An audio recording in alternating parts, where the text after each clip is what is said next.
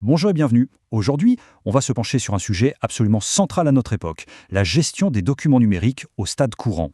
Pour nous guider, nous nous appuierons sur le travail remarquable de Natacha Zwarich, publié via le portail international archivistique francophone. C'est un enjeu majeur, vous allez le voir. Alors, voici le parcours que je propose. On va d'abord constater le problème, ce qu'on appelle le déluge numérique. Ensuite, on explorera les solutions, étape par étape, la création, la description, l'évaluation, et on terminera sur l'ingrédient secret, si l'on peut dire, une démarche concertée. C'est parti. Entrons donc dans le vif du sujet avec notre première partie, le déluge numérique. Le vrai problème aujourd'hui, ce n'est plus de trouver de l'information. Non, le vrai défi, c'est de ne pas se noyer dedans. On est face à une abondance qui est bien souvent synonyme de désordre. La question qui se pose est donc celle-ci, comment est-ce qu'on peut maîtriser ce chaos? Parce que chaque fichier qu'on laisse à l'abandon, c'est un peu une bombe à retardement. Il est fragile, il est difficile à retrouver, et au final, c'est toute la mémoire d'une organisation qui est menacée. Et les risques, ils sont très concrets. On parle de la perte de documents légaux ou financiers qui peuvent être vitaux. On parle d'une perte lente, mais certaine, de la mémoire collective. Et au quotidien, c'est une perte de temps immense à chercher l'information, ce qui peut carrément freiner les activités. Bon, maintenant qu'on a posé le problème, parlons des solutions. Et tout commence au tout début, dès la naissance d'un document. Il faut lui donner une identité claire dès sa création. C'est la base de tout. Et là, on assiste à une vraie révolution dans le métier d'archiviste. Il n'est plus seulement un conservateur, il devient un architecte de l'information. Son rôle est d'intervenir en amont pour s'assurer que le document possède 3 qualités essentielles, l'intégrité, l'authenticité et la fiabilité. Prenons un exemple très simple, mais incroyablement parlant. D'un côté, on a rapport.docx. Ça nous dit rien. De l'autre, 2024-09-18, RAP, finance, budget, V02.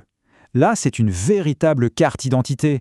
En un clin d'œil, on a la date, le type, le sujet, la version.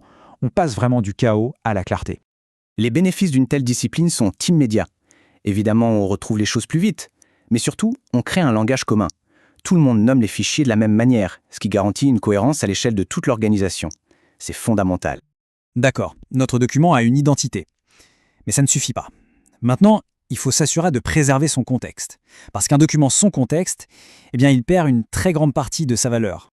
C'est ici qu'entrent en jeu les fameuses métadonnées. La meilleure image, c'est de les voir comme l'ADN du fichier. Ce sont des données sur les données, qui nous disent tout, qui l'a créé, quand, pourquoi, dans quel format. Bref, elles sont la clé de sa gestion sur le long terme. Et pour que ce soit bien concret, voici un exemple simple. Des informations de base comme le titre du document, son auteur, sa date de création ou son format, ce sont déjà des métadonnées essentielles qui lui donnent immédiatement un cadre et un sens. Et attention, le rôle ne s'arrête pas au classement, loin de là.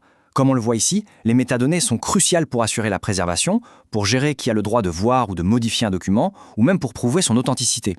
C'est un outil multifonction. On arrive maintenant à une étape cruciale, celle des choix, l'évaluation et la préservation. Face à des volumes de données qui explosent, il faut savoir décider ce qu'on garde, combien de temps on le garde et comment on s'assure qu'il restera lisible. Le principe de base est assez simple, mais il est fondamental. Tous les documents ne se valent pas. Certains ont une valeur administrative pour le quotidien, d'autres une valeur légale qui impose de les garder, d'autres encore une valeur historique pour le futur. L'évaluation, c'est ça, déterminer cette valeur pour décider de leur sort. On ne peut pas tout garder indéfiniment. Mais avec le numérique, de nouveaux critères s'ajoutent. Au-delà de la valeur du contenu, il faut se poser des questions très pragmatiques. Est-ce qu'on aura encore la technologie pour lire ce fichier dans 15 ans? Est-ce qu'on a les moyens de le conserver correctement? Est-ce que ces métadonnées sont assez solides pour garantir qu'il n'a pas été altéré? Et pour cette préservation, il y a en gros 2 grandes écoles. La migration, c'est un peu comme traduire un livre, on le met à jour dans un format moderne, mais on risque de perdre quelques nuances en route. L'émulation, c'est plus comme construire un musée pour le livre d'origine. On recrée tout l'environnement de l'époque pour le lire parfaitement, mais c'est évidemment beaucoup plus complexe. Et tout ceci nous amène à notre dernière partie qui prend un peu de hauteur. Car au fond, la gestion documentaire, ce n'est pas juste une question d'outils ou de techniques. C'est une question de culture et de stratégie d'organisation. La technologie seule ne résoudra jamais le problème. Natacha Zwarich le résume parfaitement dans cette citation. Le succès passe par la collaboration. Il faut une vision commune, une vision globale qui rassemble tout le monde autour de la table. Ce n'est pas le projet d'un seul département, c'est le projet de toute l'organisation. Et heureusement, on n'a pas à réinventer la roue. Il existe des méthodologies très solides, comme la norme internationale ISO 15489. Elle propose une feuille de route claire, en 6 étapes, pour construire un système de manière professionnelle et rigoureuse, de l'analyse des besoins jusqu'au suivi sur le long terme. En résumé, la réussite, c'est une chaîne de collaboration solide. Il faut l'impulsion de la direction, l'expertise des archivistes, le savoir-faire technique des équipes informatiques et surtout l'implication des usagers au quotidien. Si un seul maillon manque, tout le système est fragilisé.